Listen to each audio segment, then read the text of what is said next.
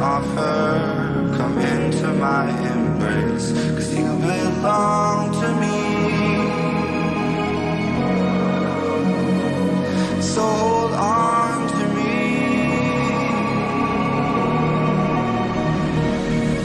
Don't forget that I'm the one who made you, the one who's always going to crave you, pull you in, you're my muse. I know you love to be abused. I can show you off like a trophy, pull you in while you're on both knees. Let me show you the way, 'cause you're the only one I ever want to stay.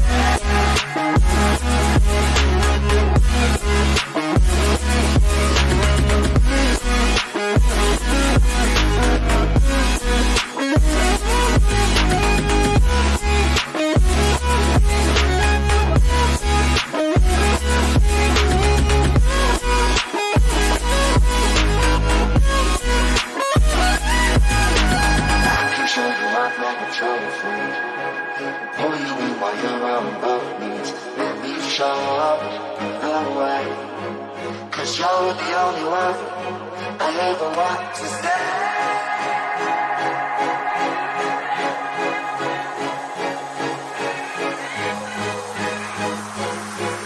'Cause you're the only one I ever want to stay.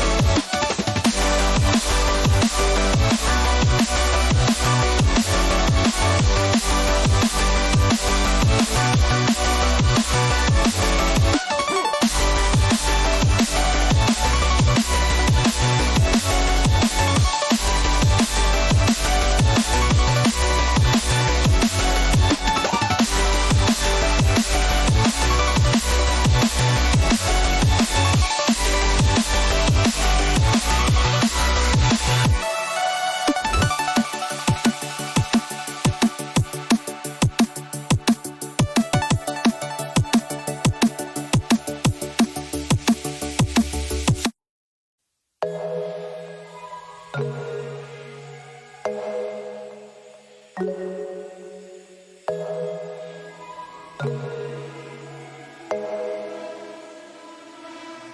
out there looking for you, where you at? Running late at night to get you back. I know I fucked up and that's a fact. I was just trying to do me, trying to succeed with this music. I know I spend too much time in the studio. I know you don't support that shit, but I need you in my life, that's why I'm looking for you. I'm looking for you. I'm looking for you right now. I'm looking for you right now. I'm looking for you right now. I'm looking for you right now.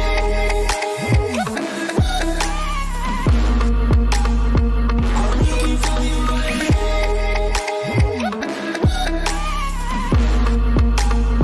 I'm looking for you right now.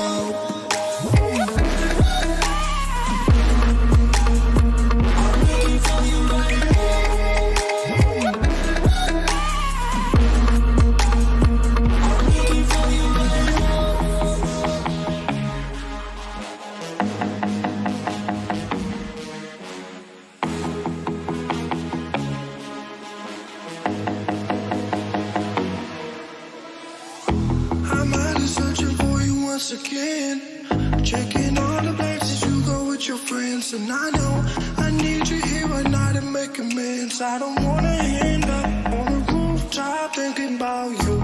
I spend too much time getting faded. These other women, they too complicated. Yeah, I know it's you I wanna spend my everyday with. That's why I'm looking for you. I'm looking for you right now. I'm looking for you right now. I'm looking for you right now. Right now. I'm looking for you right now.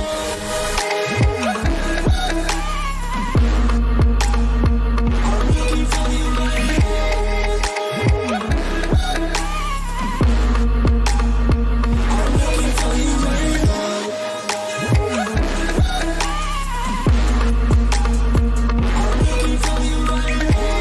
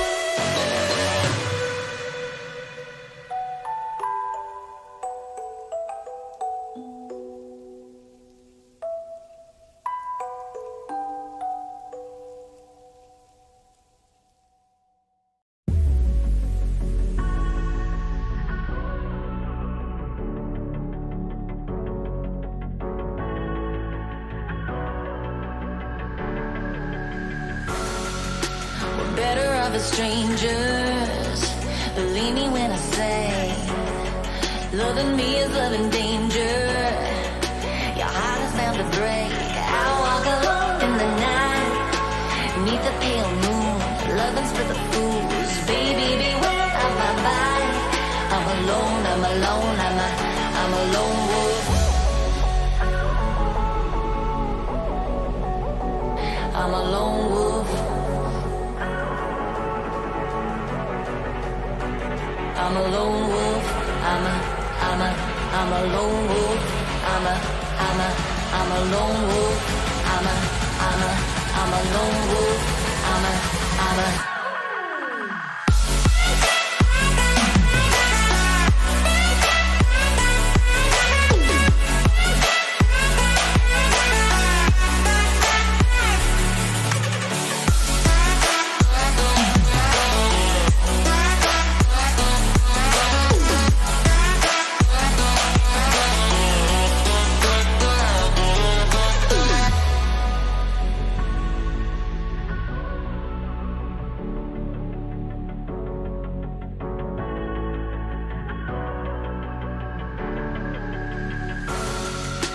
Creeping through the shadows and the corners of your mind.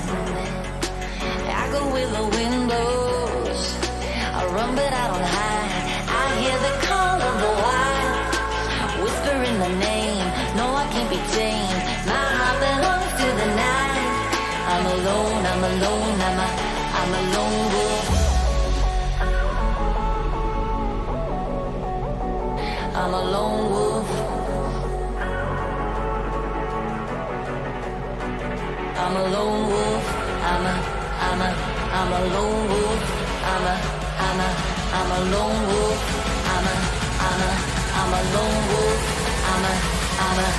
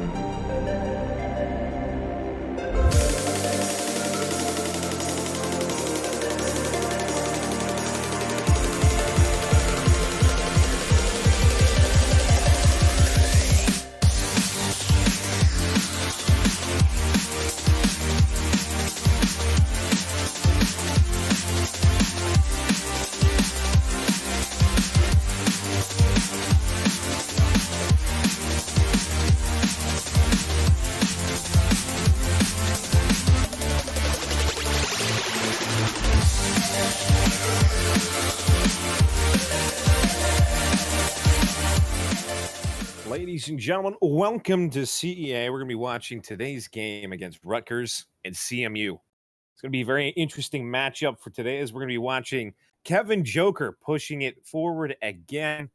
Going to have to see what he does with that ACOG and Dock and Sledge on attack and defense, respectively. But today, we're going to be also seeing a few guys from Rutgers come in that might just give them a run for their money. What are you thinking about, CDAPS?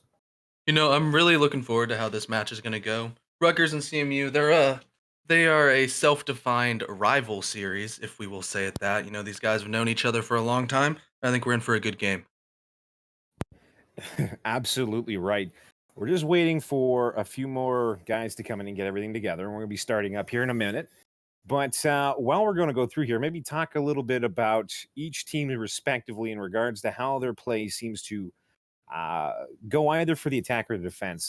With my current experience, which is rather limited so far, but I have had it on a good authority that CMU likes to play things methodically and slow. They also like to hold in on their defenses, but also spread out for the Roma kill on attack. Who do you think we should be watching for on their side today?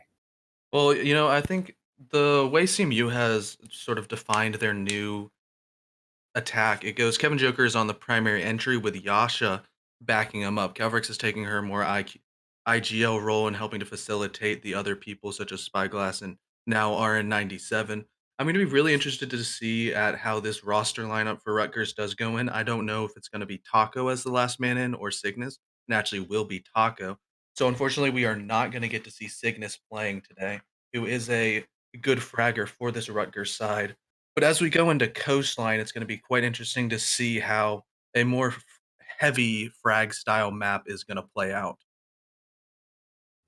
Yeah, very much so. I'm very much looking forward to see how CMU plays this. I haven't been able to see them play on a more open style map with different lateral vantage points that can be looking into the building.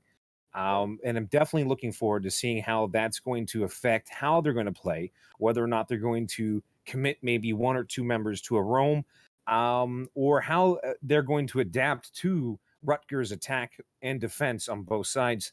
I'm really looking forward to. I haven't had a whole lot of experience with any of the Rutgers players yet, but like you said, we Cygnus is out of the lineup right now, who is a tremendous fragger, as I've seen with a couple of his stats on just on our side of things. But again, I'm looking forward to see what these guys can bring to the table. I think it's going to be an absolutely fantastic matchup. Oh yeah, definitely for sure. And I think a lot of this is going to have to go down with how bans go. Maybe we're going to see some sort of either a Jackal ban or maybe even a Nomad or Gridlock ban, depending on how that goes on the attacking side. It will definitely be seen because Coastline as itself is just essentially two squares stacked on top of each other. There's the big open in the middle, and rotates can get cut quite easily by these stronger ops. But if they are taken off the board, it does sort of lend itself towards the defenders being able to just run to a complete other side of the map within a couple seconds. Yep, just as you said. And here we go. We're about to start our matchup. We're going to see what type of bans both teams come up with. Like you were saying, taking that Jackal off the board, he can basically clear the top side of the map, at least on both sides of the upper square, rather efficiently and quickly, which will allow his team to know whether or not there's people roaming upstairs or if they have a more static set defense. So we're just gonna have to see what type of bans that we walk into here as we've started up our ban phase, and it'll be Rutgers picking their first attacking ban. And we will see, like we talked about the Jackal, getting those footsteps, pardon me, off of the board is really good, as well as the C7E being a very strong rifle and the extra utility from the smokes off the board is always strong to see. And now, as CMU will do their patented Thatcher ban, to really sort of open up the ability to have their gadget play when they do their hard anchoring. Thatcher is a very strong operator in the fact that he does counter essentially what 90% of all defenders, would you say? Yeah, yeah, you're pretty much on the map there. And Thatcher, with him off the board, you get to keep the lights on, so to speak. We're about to see what happens with the defending side. I'm actually rather curious to what they decide to pull off the map for defending. And they're going to go with Echo. Solid choice. That's the plant denial for sure. That's going to be one a staple for most people. Most people, even in ranked, will be pulling Echo off the board. He's very difficult to deal with because he can sit just about anywhere in the map and deny those plants right off the bat at any point in time, which really, really can cause a lot of problems if you end up losing your IQ. Yeah, definitely. It's hard to say an operator isn't very strong if he can be in a 1v5 and win the round for him without ever shooting a bullet. And just like Maestro in the exact same boat, both plant denial operators are going to be off the board. So I am predicting to see the bomb going down possibly a little bit more than usual, especially with the Capital still being up. Sort of executes in that way will be possible. But let's see how it turns out. Yeah, as we walk into our first round of the game, we're going to be watching both sides deciding on their picks, and we'll see if everyone decides to confirm with their operators or not.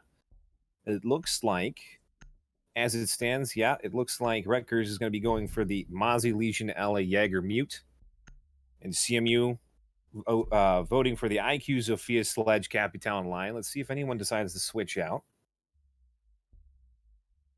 And as it stands right now, there's a lot of potential roam for these Rutgers defenders with the Ella, Legion, Jaeger, Mozzie all being able to sort of get out of sight and be comfortable using those strong guns and utility to put pressure on these attackers and really slow them down as they are trying to push towards the Attackers site. need to locate and defuse bombs. No, 100% on that. As we've seen almost anybody and everybody in any game we've ever played, they're very adaptable and free-flowing ops, which gives them that ability to essentially flow like Bruce Lee, move around and strike wherever they want as hard as they want. As we're watching here on the setup phase, we're going to be watching Rutgers on their first initial defense phase. They're deciding to get as many of the ops out there, and Mozzie trying to go up towards that front lobby up to the main stairwell. He's going to be putting down 10 those seconds pests to to go. deny any drones from coming in.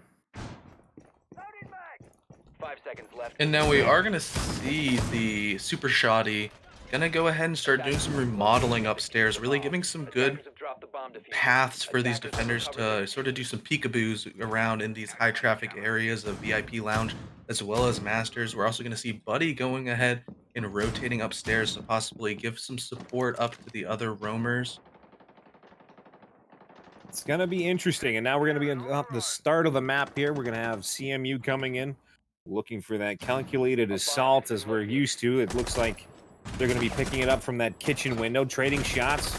Looks like not a toilet, no toilet at home. Takes a little bit of a shot, but he walks away relatively scot-free over towards Spyglass in the Sunrise Bar with his big old boy Kevin Joker as the sledge, trying to peek around the corner towards that main doorway, seeing if anyone's deciding to either rotate out or if he catches someone off guard. The only thing we saw so far was one guy moving into the bathroom there, but unfortunately, there's going to be no angle on him from that point aside from the Sunrise Bar. Relatively quiet so far. I'm guessing everyone's deciding to gear up and trying to test each other rather than go on 4 floors. It's actually quite interesting to see as CMU has neglected to not do a top-down room clear in this instance. It seems like more so they're planting Calverks in a position of main lobby to cut that white stairs rotation as everybody else is going to be pushing in towards site. And as Kevin Joker actually is unfortunately going to be downed by the Mozzie playing in hookah. But it looks like he's going to be not exactly pushing out. I'm guessing he thinks a teammate must be with him as Kevin Joker was able to fall back. Parmesan did not go in for the kill, but now we're going to be watching Spyglass running across, but he takes a couple of shots, but completely misses. Spyglass able to pick up Kevin Joker, but Parmesan's still holding that hard angle. He looks away for the second, and he gets the loss on that frag. But it doesn't matter as No Toilet at Home takes down Calverix hard and fast. No Toilet picking up Yasha as well, holding down the site, but unfortunately, Spyglass comes in from behind, taking him down, but Parmesan also takes down Kevin Joker, fixing up that last frag from up top. It is now a 1-on-2. Parmesan, Buddy against Spyglass, who's got the diffuser in sight. Let's see how this ends up shaping up. Right now they're going to go ahead and use the utility out of these smoke grenades to possibly try to get a plant down. But as he is sitting in this barbed wire, there is a lot of sound cues being put out for these defenders to hear. And they are in a very strong position. I believe they're just going to go ahead and sit back and wait for this retake as they have established some good crossfires that can be down As time's dwindling down, it does seem it's gonna be pandered in and a very Seconds to difficult go. take for Spyglass to do. He does have the bullets of this LMG, but as time is winding down, he has to stick this defuse here, and it will seem he actually does get 5 off, and seconds remaining. now the round does seem to be over because of getting off the diffuser. And adding a little extra cheese to the top of the spaghetti, Parmesan walks in and mops up the Capital. The last seconds of the round, getting that extra kill. We're going to be going into round 2 as Rutgers picked up their first round win of the game. That was a really interesting play, like you said, that CMU neglected taking a top-down attack and clearing out the rooms. Would you say that that was a relatively large reason why the round ended up finishing the way it was, or was there maybe something else that they didn't plan or foresee? I know Kevin Joker going down upstairs by himself. That was a little unusual, as I've personally seen Kevin Joker just absolutely frag out even by himself. But walking in with no support like that, he definitely put himself in a bad position and his team. Yeah, I think at that point, because of how the attack was pushing forward, they possibly thought it was a full anchor strat. And I do think that the reason Rutgers was able to hold strong was that they set up their refrags really effectively inside of sight. Even as Calvert pushed in, she was able to take out Taco, but the Ella was able to Attackers swing need to and then was locate and also in the defuse as many position to bombs go as ahead they and can. take out the Zofia, who launched herself in from kitchen window. Yeah, very much so. Well, let's see how they decide to adapt and overcome here as we go into the second round. Rutgers picking up their penthouse defensive strat here. As you can see, the different walls are going to be picked up. The main bedroom wall, all completely armored up. They're focusing really much on the inside walls. Picking up the theater as well, also being partially armored up on all sides except for the one wall on the left-hand side next to the bed, 10 and seconds as left well as before the insertion. one hallway wall that has also been left unarmored. 5 What seconds to exactly do you think insertion. CMU is going to have to do on this site to become successful against Attackers the are Rutgers heading out to defense? defuse a bomb. Well, you see this Pulse is going to go ahead and rotate down these white stairs. That's most likely going to be playing below for intel. But usually on a penthouse attack, if you have a soft breacher, it's most likely going to have to be Yasha on the Zofia to try to destroy the floor and really make this Mira uncomfortable. And hopefully you can go ahead and get enough control to maybe swing in window and get the plant down, play your post plants from outside. Okay, so we'll have to see what happens here as we're watching Kevin Joker coming in on his drone the sunrise. Again, just like last time. So they moved in before. His buddy picks up the first frag on Calvrix. There goes the Attackers will cover IGL the for diffuser. CMU. They're going to see if we can turn this around now. His buddy's toe and Yasha takes down Buddy as he walks into the service entrance, grabbing that trade frag. We're going to have to see what happens as RN97 still moving around that lobby. You know, that was actually a very good trade because once the IQ is off the board, it does make it a good amount more difficult to find where Attackers that bomb pulse diffuser is. has been dropped. But with the refrag out here from Yasha, now they are still in a good position here as they are going to start going ahead and putting out one E, 1D scanner to try to locate any potential roamers and really pinch them out of this blue bar situation. As we're watching them absolutely demolish those walls, RN7 sees the Mozzie, comes around the corner, and he takes down Parmesan. He didn't have any Attackers will chance cover the bomb as diffuser. 3 members of CMU cornered him and just unloaded their clips into the walls and into his face. So we're watching Yash and 2 of his team members move up that cool vibe stairwell, trying to clear out what they can. Hopefully they don't neglect any corners, because corners can be your friend or the absolute worst enemy. As Kevin Joker opens up the wall towards Aqua, getting in through billiards, looking towards luggage. RN on the other side of luggage, waiting for his teammates to get into position to try and take sight. As it looks like they're forming up for maybe a theater push, but we'll have to see if anyone decides to go into VIP. Yeah, it does look like they're going to go ahead and split off their attack into these 2 instances. They're going to try to really pinch out these attackers, break open this mirror windows to open up these long lines of sight and hopefully get some sort of success on their attack. So it looks like Yasha took some serious damage there. He's going to be hurt. Also got the diffuser on. Hopefully that doesn't play out to his disadvantage as Kevin Joker and Yasha both picking up brain pan frags as Taco Sheen picks up a shot, but it doesn't matter as RN97 close to the round out. CMU takes their first win on this map, using that open mirror to just frag him out as he's trying to get up and run away. It did not work out for him sitting in that corner. Yeah, it's definitely a hard instance to be. SMG-11 is a great gun for one-on-one gunfights, mid to short range. But as soon as you got to take out multiple people, 17 bullets does rush a little bit faster with that high fire rate than you would like it to. I think all of us have been in that situation where we've had absolute terror come upon us when you hear that click on the last round going out. Here we go into the third round. We're going to have to see what happens as they both picked up 1 round win on both on attack and defense. We're going to have to see if anything changes up as both teams not really switching out too much, but Buddy decided to go for the Caveira pick instead.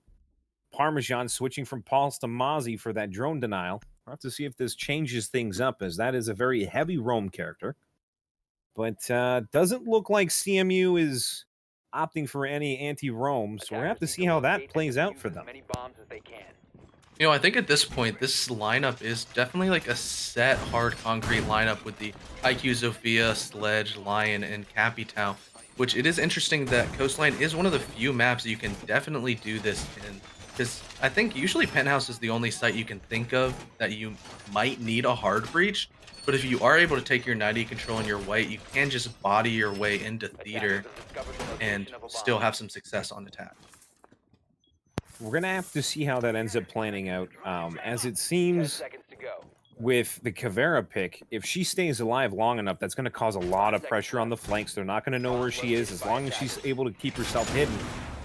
It's going to be a very, very interesting round to see what Buddy will be able to pull out with that pick. If he gets fragged off early, it's going to be at the detriment of his team. But again, it's all going to have to see how it plays out as the round progresses here, as CMU has decided to split their guys up a little bit. Looks like they're opting to do a drone heavy at the very beginning here, as Parmesan and Buddy both moving up to that hookah balcony.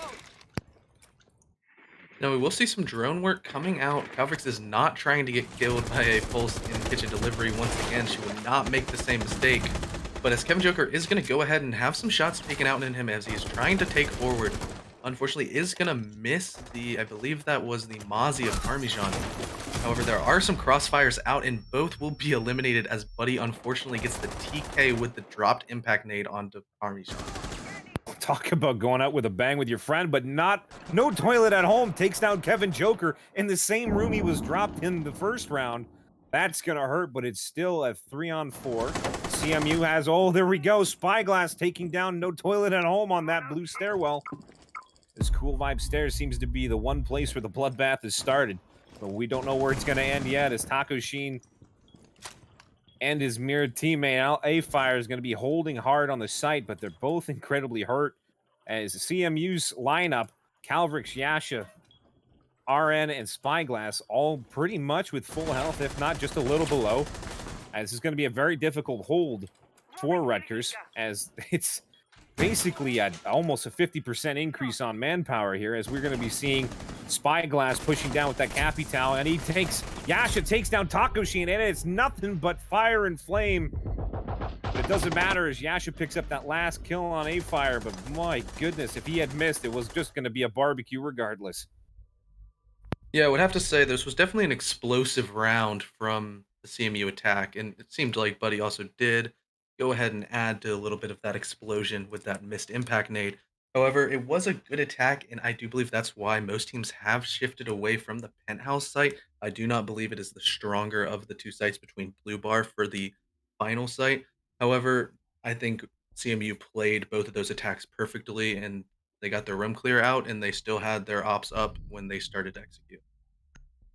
Very much so. I wonder how that would have turned out if Buddy didn't commit fratricide, but we're going to have to just keep going on here, as it is going to have to be put in the back of the minds and hopefully pushed out in a way and not affect their continuous performance. But again, like you said, there's that standard lineup for CMU with the IQs of Fia, Sledge, Capital, and Lion in respective, as Rutgers is now switched out for No Toilet at Home to Ella. We're going to have to see how they now decide to adapt to CMU's attack, as they have gone back to the kitchen. If you remember the first time around, Rutgers held on to this on a 2v1, and Spyglass, who unfortunately was just in a bad position, unable to really push anybody, as it was an optimal crossfire either from bathroom and from the outside of the kitchen doorway. It's just a bad time all around, but we'll have to see how CMU decides to change things up, maybe work more as a team, or like you said in the first time around, try and take it and room clear from the top floor down rather than just taking it from the first floor and allowing them to take more map control from them. Yeah, so we're going to see Parmy making similar holes to how he did last time. It is going to be likely that Kevin Joker on this ledge is going to want to get some master control as well as into VIP to sort of break open that floor and create deadly lines of sights to cut off rotations inside the site, as these defenders will start to feel sort of choked out and restricted in their movement.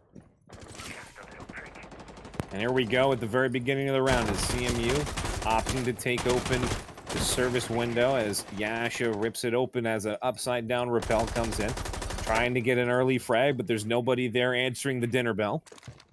Kevin Joker going in with Spyglass on that first floor over towards Blue Bar and Sunrise. As RN and Calvrix also push in through the double door towards Blue Bar, and RN going towards the security room. As No Toilet at Home is holding that Sunrise bar, it's going to be very difficult for him to push in, but it looks like he's given up control, taking a few rounds in the back as he tries to pull out. Buddy upstairs holding a static angle as Jaeger, but we're going to have to see how that main stairwell has anything to do with it, as it looks like CMU's also, again, opted to hold an attack from downstairs rather than roaming around up top. So we can see they've pretty much spread out most of their guys on that first floor. One on the kitchen window, and the other team members are pushing in either through security or Blue Bar, respectively. Yeah, so now we're going to see some more drone work coming out as Buddy has gone ahead and dropped down into main lobby trying to help support the bathroom players, but unfortunately will have to go ahead and rotate back up to 90 and relinquish lobby control to Calvrix on IQ. As Calvrix is holding that angle, trying to sniff out where Buddy has gone. Buddy not really sure if he knows that IQ is pushing up behind him, but it seems like Parmesan also just moving around, trying to make sure that there's nobody up top, giving any, like you said, those deadly lines of sight, stopping their rotates. But again, the time is clicking down here as Kevin Joker has also been put on his backside once again.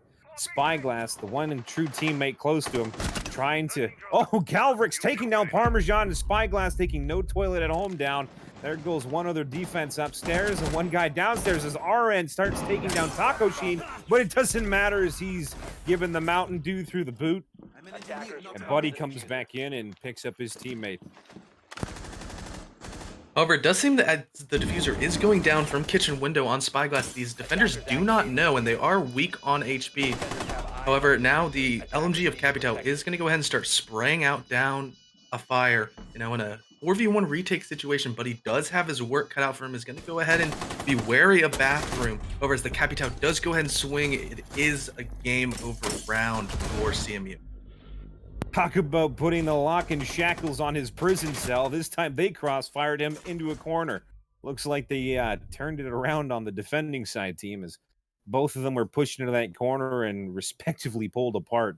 As like you said, they had very little HP left, and it just was not an optimal position.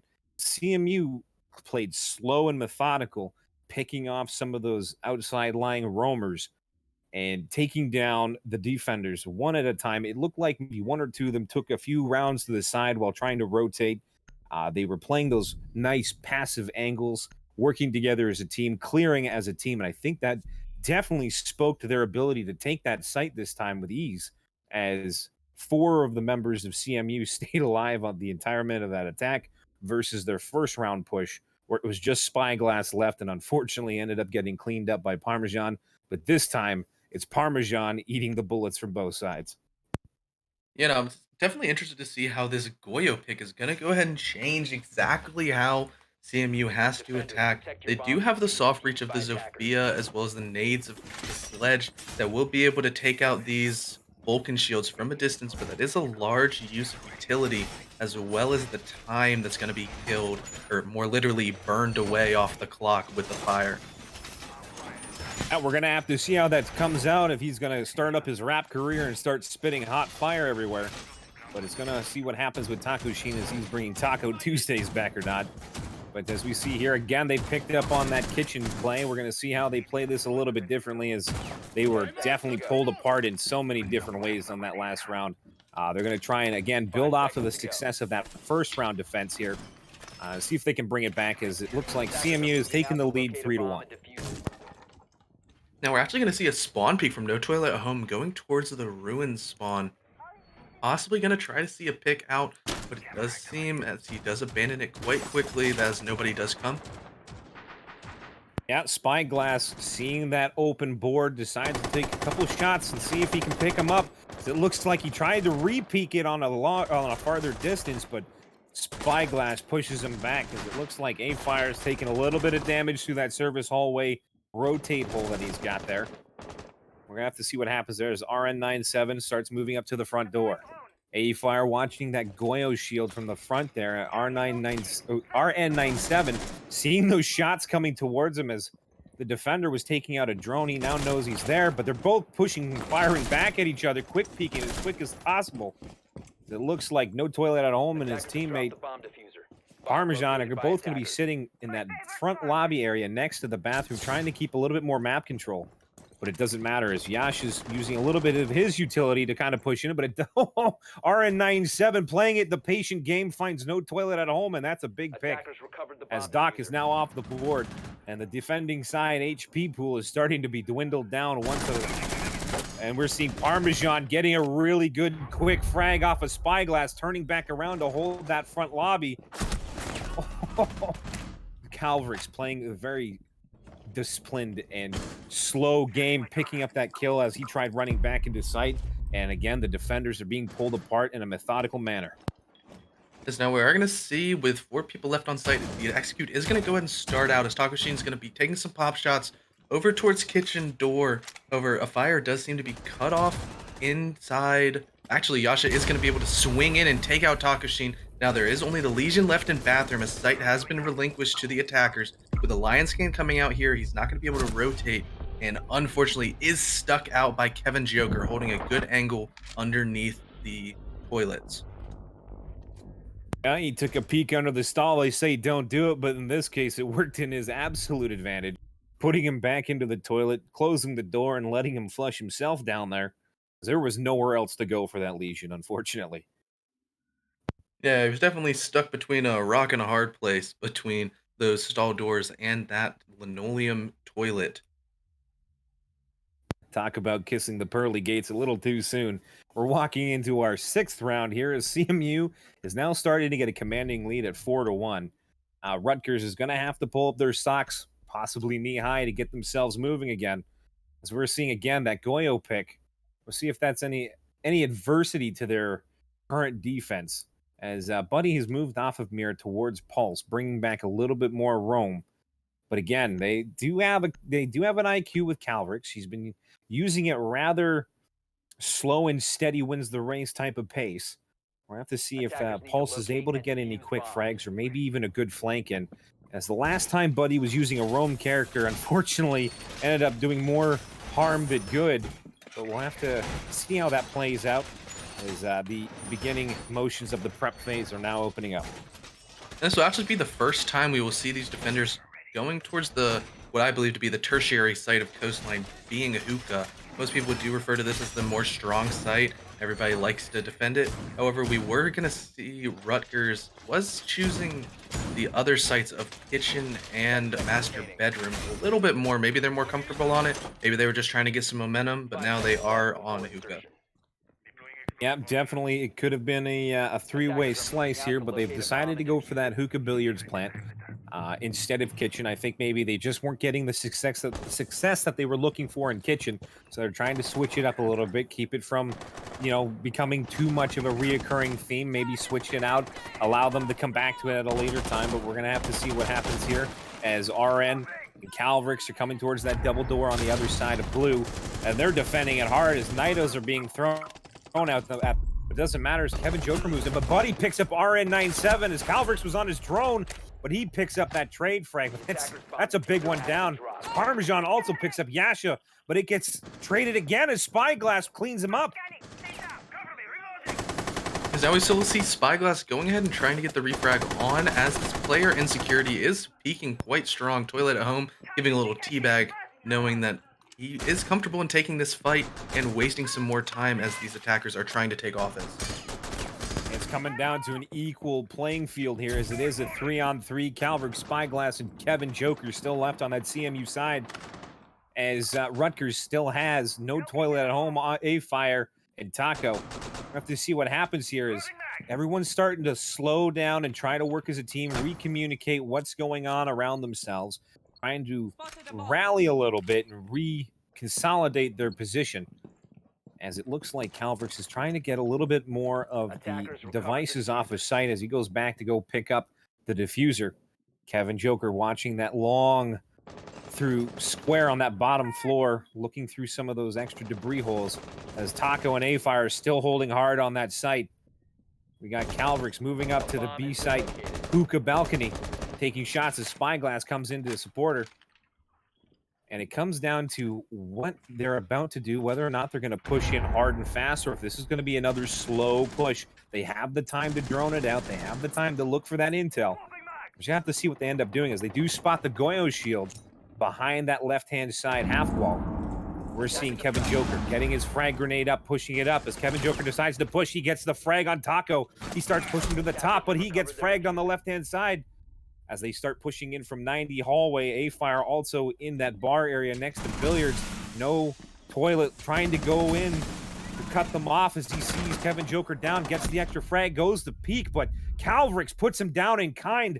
Last man alive, A-Fire pushing up on the site, takes down Calverts, coming in and around. Spyglass firing wildly into the hallway, but he gets shot down as A-Fire picks up the clutch. That was a 2v1, if not a 3v1, and A-Fire played it absolutely perfectly, pulling everyone else apart as his teammate came in, taking down Kevin Joker, allowing him to get that angle on Calverts, and just there was no plant and no way to pull it back after that, as CMU loses a very heavily sided round for them near the end of that, as the clock came down to its final seconds, but A-Fire holding firm as a bastion of defense for Rutgers on that one. Yeah, it was definitely a good clutch to say the very least. The vector on the Goya was just absolute warthog. It's a jet engine that just absolute bullet hose. And being able to maneuver confidently throughout that outer 90 of sight was able to go ahead and split these two attackers into just winning ones. That's what you have to do. You have to win your ones and take it just one step at a time. But we will see, as CMU is going to go ahead and try to get some momentum by taking this tertiary site of Hookah. We will see some long play, most likely coming in from Kevin Joker, and Yasha is actually going to switch off of the Vigil to a mute for a more hard counter to this drone work. We're going to have to see how CMU decides to play this, as Calvert picked up that castle. We're going to have to see how she decides to put down those walls on the doorways, which one she decides to castle off. As we have seen and we have heard, we've all probably experienced ourselves, castle can be a detriment to any team, castling off roamers and creating choke points for his own team, as the site ends up being lost to either a defending or an attacking side. We're going to just have to, again, see how that all plays out as we're watching Kevin Joker and the rest of his crew start putting down their utility and get themselves ready for the defense on this round, as the time decides to tick down and we're almost starting this first defensive side for CMU. Yeah, the way Calverts is placing these castle barricades, it more likely does seem as it's going to try to cancel out a lot of that window play that some teams really like to abuse on coastline. You can cut really long lines of sights from those powerful positions on windows. You can upside down repel with a Blackbeard, as we see. That is exactly what Rutgers has taken, but it is going to take a little bit extra utility to open up those, possibly your breaching charge, maybe some.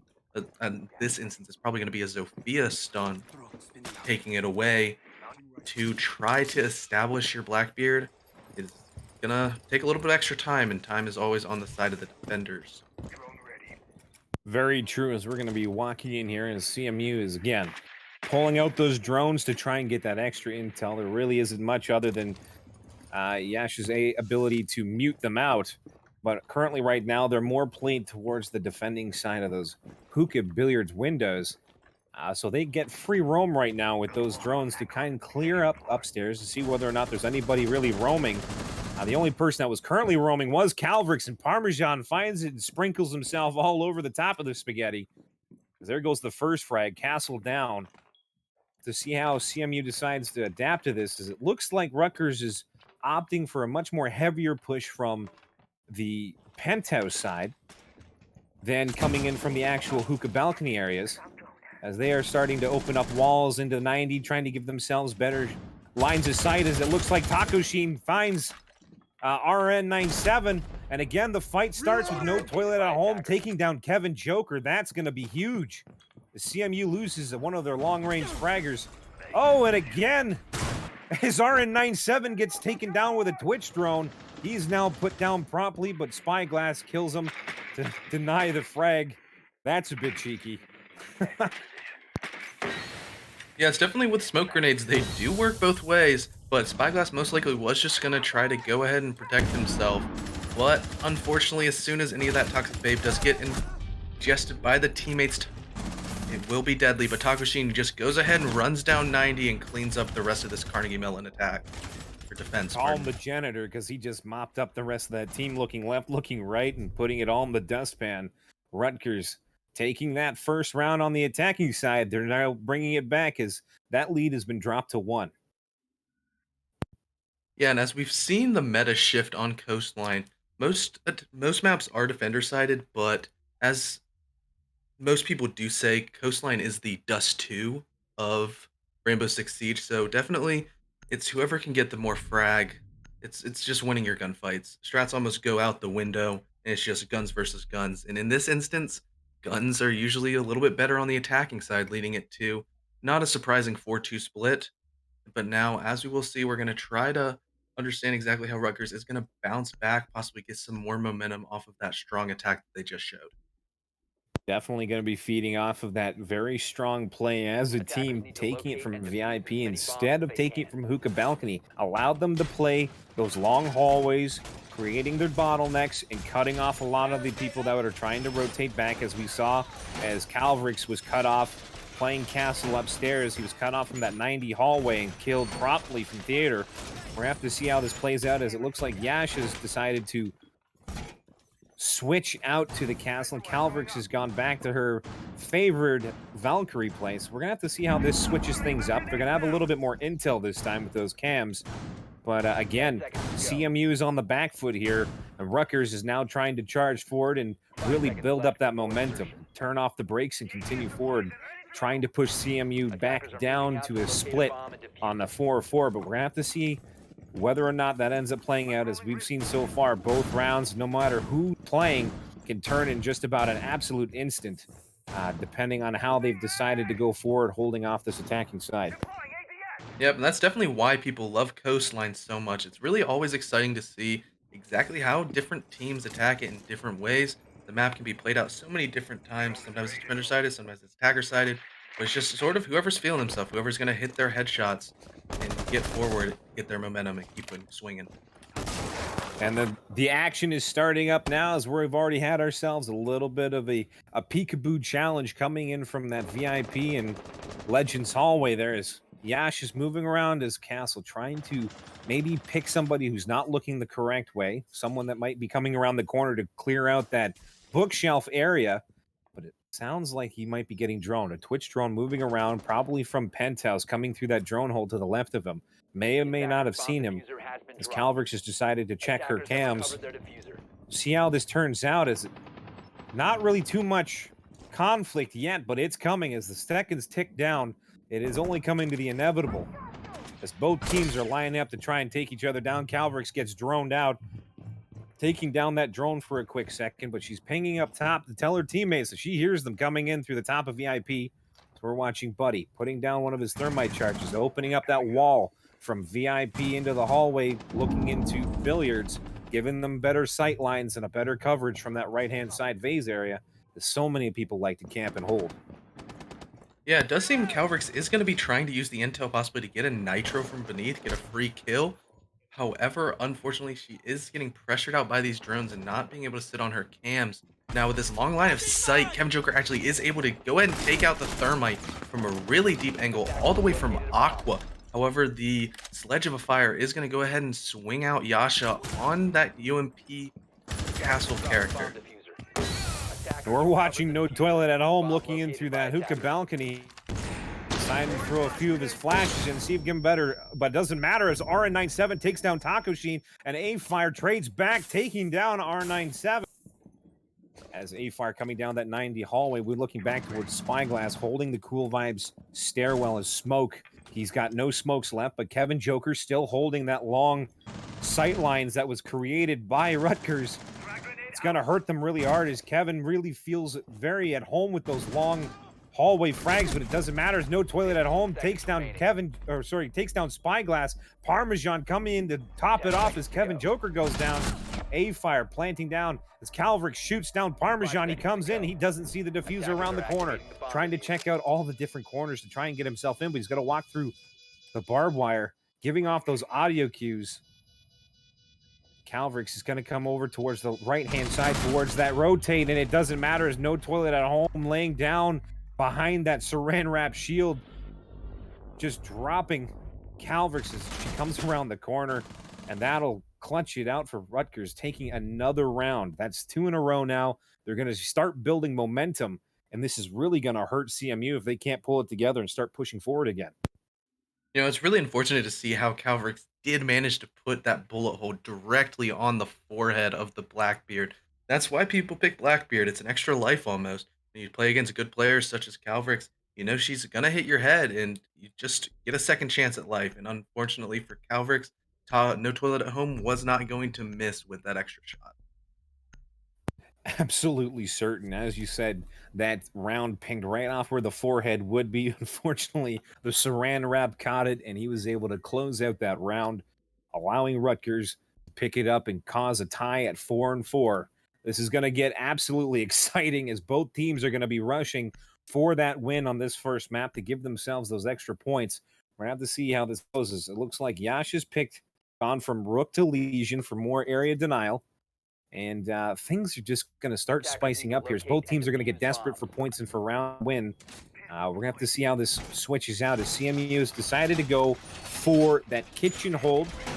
Notoriously so far, both teams have had a really tough time holding this, or at least Rutgers definitely had a tough time holding this as they did really, really well pushing back CMU on their first attack. Again, Spyglass coming in through that kitchen window, got crossfired from bathroom and the doorway at kitchen. But the last 2 rounds where they attacked this site, both Rutgers players and the single time the Legion player was in bathroom and that service hallway.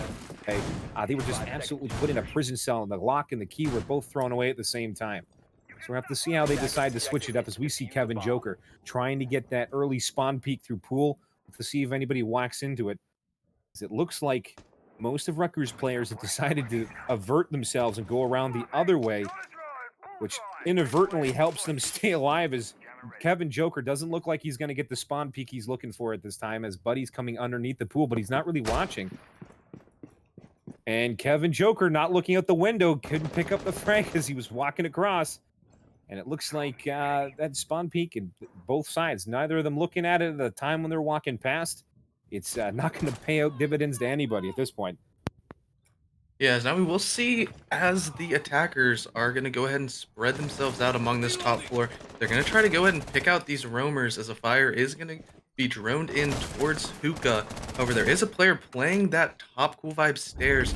Kevin Joker is very confidently swinging with his ACOG, but unfortunately is taken out by the native sledge and baited out by the drone work. Talk about yelling frag out as Joker gets at the receiving end of that grenade, but Spyglass finds himself getting taken down by Taco Sheet on that long angle coming in from VIP over towards Billiards in the bar area as Buddy swinging through there with Thermite. Going to be taking that main wall into the main bedroom as Parmesan watching the Cool Vibe stairwell. Taco Sheet coming up the backside. We're going to have to watch and see what happens here as it looks like CMU starting to get pulled apart. Rutgers still at full strength, no HP lost, and CMU down to 3 guys, Calvrix, Yasha, and RN. Yasha holding the bottom of blue, the Cool Vibe stairwell. Attackers have located a bomb. Whether or not he just got droned out or not, we're going to have to see what happens here. He's not really moving around. Calvrix taking down a couple of drones. Parmesan coming out, doesn't look to the right, and it looks like Yasha just absolutely brain pans him. As Parmesan's pulled off the map, and it looks like one of them pop down, drop that hatch. He's going to be put into a little bit of a hard spot here as Yash is taken down at that bar. A-Fire letting him know who's boss, putting those rounds deep into his soul. Calvrix holding that long angle, trying to take on that Blackbeard that boned him last time. Oh, Calvrix trying to play it a lot more smart, playing his mute. He's got that SMG-11, those 1v1 gunfights. It's going to give him the advantage as RN holding the bathroom, stopping them from flanking back around. A good angle as that nitro cell gets put out towards the kitchen doorway, but it doesn't matter. His buddy's now opened up a hole, and Calvrix eating the fragmentation, but RN trading in kind as that Blackbeard gets taken down, but he's using the frag holes to take them down as RN97 takes down A-Fire. It is a 2v1. RN97 has a chance to hold them back, but he's got to play as passive as possible, not push himself in when he doesn't need to go in, but it doesn't matter as it looks like Buddy's decided to go for the plant. Taco holding his backside. The RN97 is Jaeger trying to go for the flank, maybe towards the kitchen doorway and those breach holes created by Buddy. But Buddy taking some shots, deciding to fall back and allow Taco to pick up the kill as RN97 unsuccessfully able to hold that site. Taco Sheen pulling up some serious frags for his team and definitely helping out Buddy when he got pinched behind that bomb. But they got it down in time. They were able to hold it together as a team, work as a team, and RN97 could not push them back off the site or get the frag. And that leads to Rutgers picking up their first lead on the map, allowing them to have a little bit more breathing space. That's 3 in a row now. That's going to cause them some serious momentum, and CMU is really now in a reeling position. They're seriously on the back foot. They're going to have to try and stabilize themselves somehow. And it's going to be very difficult for them at this point. Yeah, we're definitely seeing there was a Jaeger pick from RN97. However, Fire was very smart with the grenades and still able to pick up 2 frags, literally, with those grenades as well. We are going to see another pretty identical lineup as CMU is going to go ahead and shift towards the Penthouse Theater site. It is interesting to see that neither of these teams are electing to defend Blue Bar, which we have seen a definite rise in as teams have shifted over towards playing that. But it's definitely, as these attacks from Rutgers have been so strong, I think it's with 3 in a row, they're looking like they really want this map and they're really comfortable taking their gunfights and exactly how they're roam clearing how CMU is playing. Very much so. As we've seen so far, Rutgers has really turned on the confidence. They are playing as a team, and when they know they can't win the gunfight, they're electing to allow their teammate to tag in from a different angle, forcing CMU to fight from 2 different angles, which has really cut their ability to get those one-on-one frags down, especially Kevin Joker. So far, he's gotten a couple frags off the beaten trail, so to speak, but he just has not been able to find that groove to get those multiple 1v1 frags that he is so well known for. It's going to see what happens here as we're watching Spyglass, like you stated before, putting in a little bit of demolition and remodeling that theater floor well to give himself some extra peek holes down to that bottom floor. And we just got to see what CMU decides to do is, again, Rutgers riding that high of the 3 in a row win so far. Yes, now we're seeing some drone work going out. Taco is going to go ahead and push over towards this aqua balcony as No Toilet at Home is getting really aggressive on the top white window. There is somebody there challenging him, but it is very dangerous to go ahead and peek a Blackbeard, especially when you just got an SMG-11 and he is holding a tight upside-down rappel angle. As we moved back over to Yasha, holding the top of the white main stairwell. It's not really seeing too much going on. Going back to Taco Sheen with his drone, coming in through the roof and guiding that Twitch into spots. We're moving back over to A-Fire to see if we can get ourselves into the action here as A-Fire looking down that hallway from billiards into VIP. Last time they opened that up, they caused themselves some problems as Kevin Joker was able to make them pay for opening up that extra hallway. But unfortunately, they just weren't able to get the extra refrags in, as we're seeing Yasha and RN both holding the 90 hallway. Yasha holding from the vase, RN in the little corner next to the double door towards 90. And it looks like as Rutgers is starting to form up, Buddy might be the first to peek around that corner and possibly get some shots in, but he elects to fire through the softball and allow Parmesan to peek it. As neither teammate really able to get any damage down, as it looks like Yasha and RN have elected not to do any sudden peaks. So we're seeing no toilet from home, and Taco, as well as Buddy, pushing down through luggage, but it doesn't matter as Yasha and RN are ambushed, so to speak, but no toilet from home goes down. Yasha frags on Takushin, but Takushin takes down Calvrix. It is an absolute bloodbath out in that front hallway towards 90. As we've got Buddy over towards the luggage area, deciding to go for the drone, as we still got Yasha in that vase area. Parmesan not 100% sure where Yasha's going to be staying. He's looking into theater. He's also opting to drone.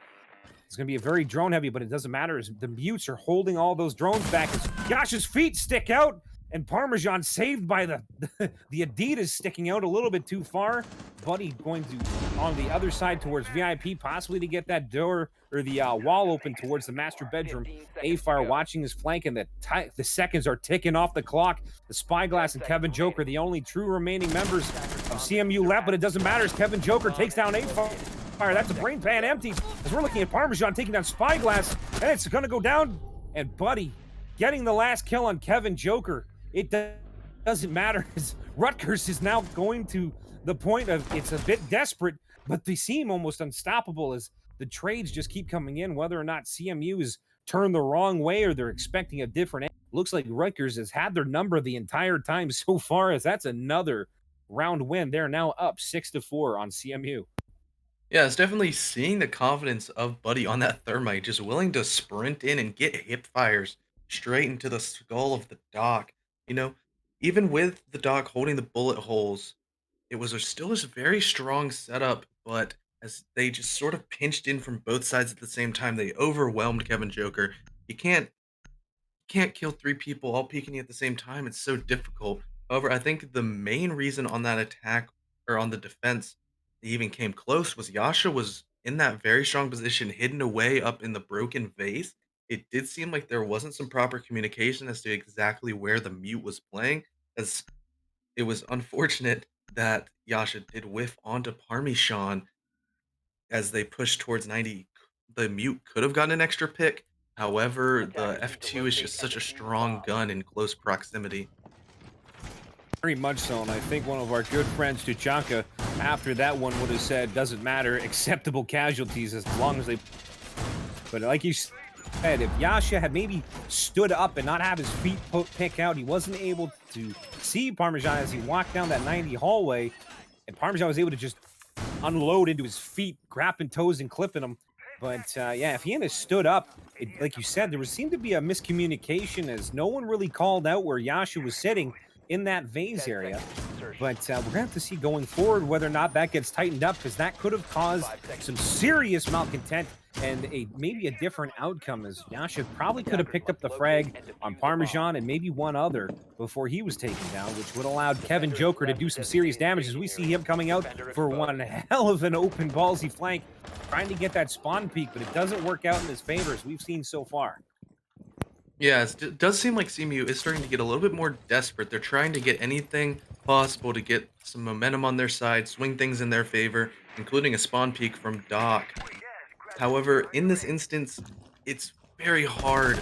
Like, Rutgers seems so unstoppable. They're so confident in how they're peaking and how they're taking these attacks. And being on match point, you do feel like your back is against the wall, but at least they are back on their more favored bomb site of hookah and billiards. And here we go as the action's starting to ramp up again. Those usually at the very beginning, as we've seen so far, both teams opting to play it close to home, keeping each other in each other's sights, not allowing too much separation between team members, which then also creates a little bit of a lull for quite some time, as we see Spyglass looking through some bullet holes down towards VIP as he sees one of the enemy guys coming around the corner, but it doesn't matter as Taco Sheen absolutely calls himself the taxman, and he collects as he takes down their Mozzie. But again, taking down Kevin Joker with those quick side-to-side peeks. It is absolutely insane as Taco is just pulling apart CMU defense by himself. Going back and forth, he's looking back towards the hookah bar side and the billiards, trying to see if anyone's going to come out and maybe play with him, but it doesn't matter as RN97's not having any of it, holding behind that bomb site, but he puts himself out in the open.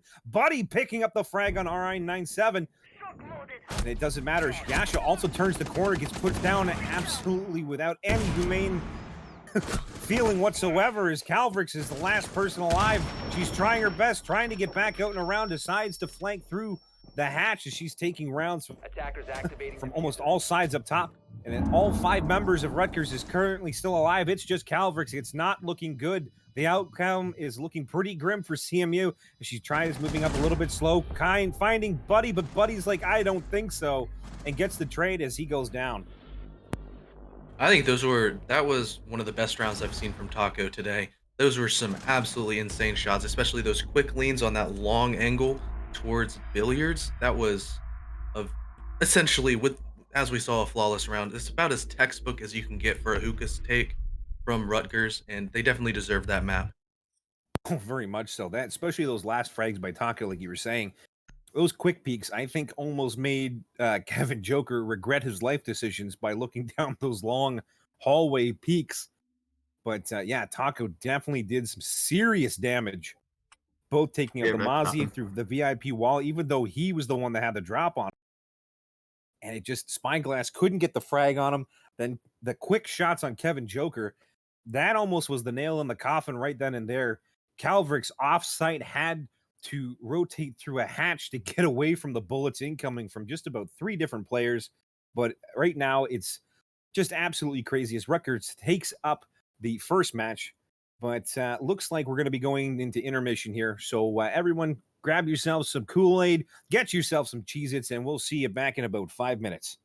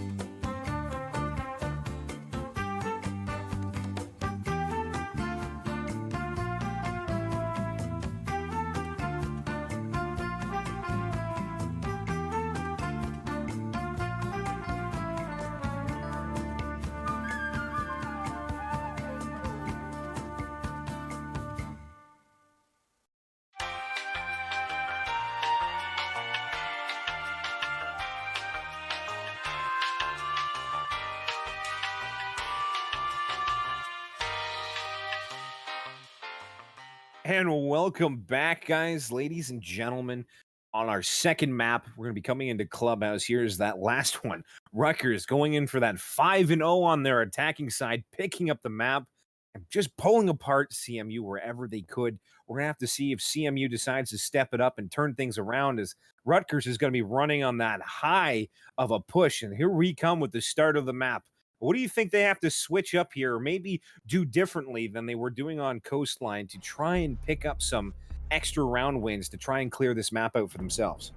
I don't necessarily think that it's going to be a playstyle difference for Carnegie Mellon. I think it's more so going to be exactly how Clubhouse and Coastline do seem to be pretty opposite in the way they are played out. Coastline's very frag heavy, very aim heavy. But as you move towards Clubhouse, it is definitely is a more layered and structured map that is a lot more strategic in how you have to attack and how you have to defend. Very much so. And I've seen CMU play this before, and they've done seriously nutty things in regards to the strategies they decide to use in order to confuse or to just straight anchor a site with their entire team. As we see the bands coming in on the attacking side so far, they've taken out that Jackal and Maverick. Obviously, going to be taking Logan Paul off that board there. We're going to have to see what happens for the defending side, as we see Rutgers is going to be holding that defensive side first. CMU picking up the attack. We're going to have to wonder what CMU is currently thinking and talking about to try and rally the troops, so to speak, as they just lost 5 in a row on that last map. But hopefully with this new map, we're going to see a renewed vigor for their team, bringing it back and causing some serious competitive rounds. As I don't know about you, I'm excited for this map. Yeah, we will see the default Echo ban most likely coming, or is likely coming out from Carnegie Mellon. But as they are on the attacking side of Clubhouse, we are going to have to see exactly how strong their mental fortitude is from losing 5 in a row on Coastline, which definitely does take a hit to your morale. But as you go into Clubhouse attack, you usually do have to know that you're going to come out on the losing side. And we do need to see exactly how they're going to be able to keep up their morale and possibly push forward onto the back half of this map when they switch to defense. Not much difference so far in these bands, as we've seen Echo and the Spaghetti Man Maestro being pulled off, Maverick, that Logan Paul, and of course, Jackal being pulled off the board, keeping those feeties safe from any prying eyes. As round 1 on the Rutgers defending side for Clubhouse is going to be starting up here. We're going to be watching them pick their first operators for this one. Like you said, it's a much more layered and structured map with a much more strat-heavy approach versus just all aim, no brain type of deal. We'll have to see what happens coming forward. We're actually going to go ahead and see a shift in the site change late from Rutgers as they do elect to go downstairs and bring the Cade as opposed to that Bandit for bandit tricking. We're going to see these Cade most likely juggling those electric claws inside Moto, denying that map control. But as we see the Jaeger and Ella and Mute, all possible roamers for the upstairs take, as we will see most teams are gonna try to keep that upstairs pressure as seen by SSG in pro play if you watch it. You know, there's certain mute jammer placements that you can put upstairs that can effectively Defenders protect the eliminate bomb any from being drone work you defused can by have on the attackers. entire top floor. It's going to be interesting, that's for a fact, as we see A-Fire picking up on his rap career, bringing that spit hot fire. We'll have to see what happens with those Goyo shields. And Buddy going on with the Jaeger. Taco Sheen picking up the Cade, like you said, probably going to be playing Moto to deny that map control, keeping them from taking that Moto hatch, will allow them to drop quickly and quietly towards Church. But again, no toilet at home. Kind of trying to take out some of those drones upstairs, and Parmesan coming back from dirt as he just finished armoring up and 10 throwing seconds down a remaining. mute charge. And looks like just more of a standard hold, as we see a 5 lot of the seconds standard remaining. walls being picked up. All of Church has been ironed up towards that main Attackers stairwell. are moving out Looks to like locate most a of the bomb and hatches have been defuse it. taken as well. However, we will see No Toilet at Home actually coming back to site as the Ella. So we will see a more of a traditional turtle strat coming in from Rutgers as they're pushing in to their first defense. They're going to stack everybody on site besides Buddy playing a little bit more aggressive in New Blue Stairs. But as time does go by and Carnegie Mellon does have to push forward on their attacks, it is going to be difficult to actually try to see exactly where Buddy is running as he's sort of shifting around like somebody with his head cut off, a chicken, I say. That's for sure. So far, it looks like he's pulling the Usain Bolt, going for that world record running across the map, as we're watching Yasha putting down that first Thermite charge, the thermobaric charge going off to take out that hatch over top blue. And he gets it as that hatch has now been taken out. They only have one more hard breach ability. He's also got Kevin Joker sitting on that sledge, and we know him oh so well at picking every time. Where we're watching Buddy coming down that bar stairwell, taking a ping off the side, knowing that they're going to be there. Picks one off on the side. Calvert's not looking the right way, and Buddy waits her from the side. She had no chance of pulling that one back. Buddy made short work of Calvert's coming down that one left-hand side. Sorry, the right-hand side stairwell over towards the bar.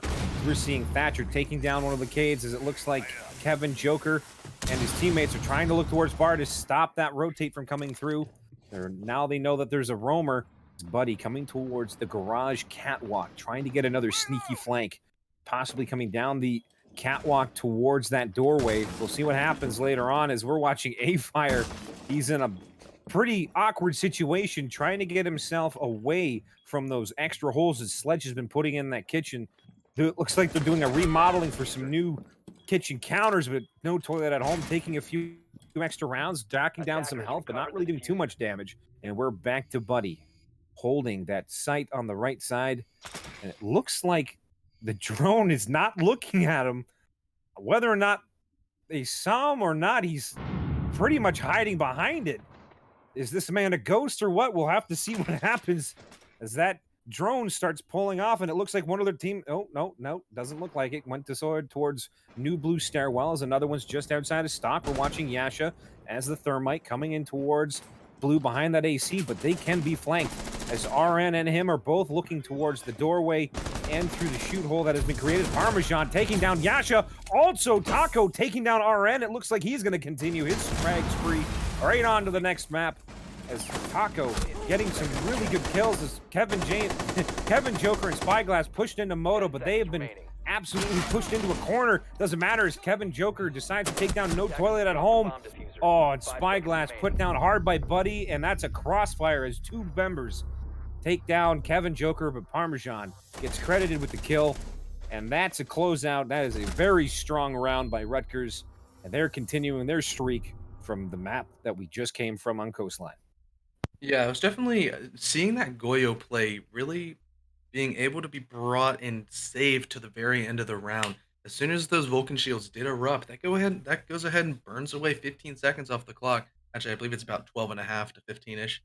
But as soon as that Moto one dropped, there wasn't anything that Spyglass on the Capitao could do to push into sight. And then as you know, you can't get in sight, you can't plant the bomb, and it just turned into everybody trying to swing and get kills in a little bit of a desperate attempt to salvage the round. Very much so, and it was unfortunate. Kevin Joker trying to pick up those extra frags as he was being pushed by A-Fire, but ultimately gets pulled down. And it wasn't really too much that he could do at that point in time. Like you said, that those Goyo shields cause a timed barrier that just eats away at the clock, especially at the end of the round when you've wasted a lot of your time up top trying to either drone or find a roamer. It is a very, very strong play. For the more the time gets pulled off the clock, the harsher the penalty that will continue to go forward as Goyo just causes so much time loss with those shields, depending how he's played. And if played properly, can cause a massive burning sensation in one's head, even if it's not on the field of battle. And we will see Taco Sheen going ahead and punching out a very nice message to these Carnegie Mellon attackers as he's trying to get some extra sound propagation through the wall. He is going to go ahead and give a little bit of an Easter egg that he's going to be smiling behind that wall, trying to take away the utility by bandage juggling away Yasha's thermite charges. Attackers must locate. Yeah, and now we're going to be watching as CMU goes in for the second round. Picked up their first win of this map so far, but they are currently riding on a 6-win streak for the last 6 rounds against CMU, starting from Coastline onto the second map. It's going to be very, very much in CMU's advantage to try and maybe reset themselves, try to get things working a little bit different, try to pick up an extra couple win rounds, as defending side on this can be very much one-sided if you start losing team members off the bat, or if you're not able to stop the Thermite from getting through the wall as they were able to push back the band. It doesn't matter if you're smiling or not. CMU's like, don't tread on me, and they take the breach point. Yeah, and it actually was interesting to see how Calvrix was droning herself into the bottom study, ready to go ahead and use her lifeline to drop those double impact nades to take out the floor from beneath the bandit. However, it was unnecessary. But as Taco is unfortunately taken down from a wall bang, it Buddy is going ahead and lurking in this bar, waiting on Calvrix to possibly push out into this lounge and get an easy flank in.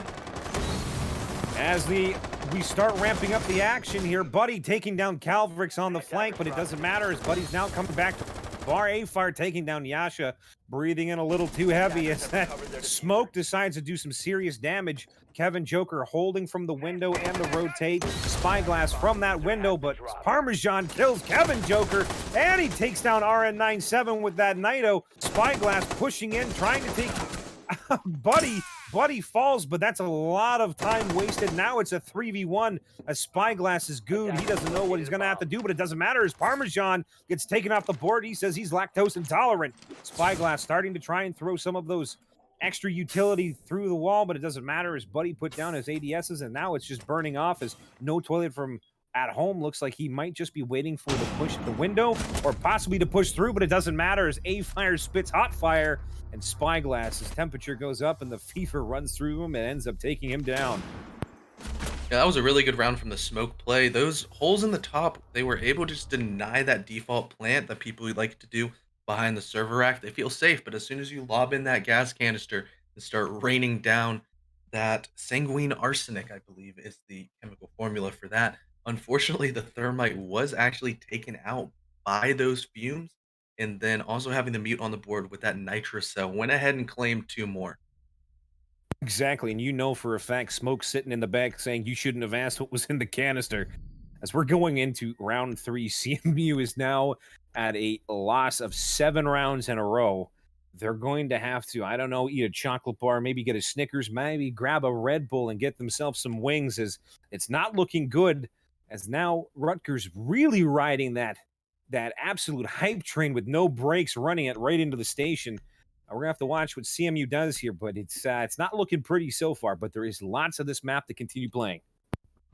Yeah, now as we're going towards a gym, it's definitely it can be played two different ways. You either have the vertical hold where you're trying to hold pool table beneath you, or you can extend your defense out horizontally into a way that pushes all the way over towards cash. You know, teams have different ways of doing it. Taco Sheen is making an even bigger smiley face this time. We love to see that.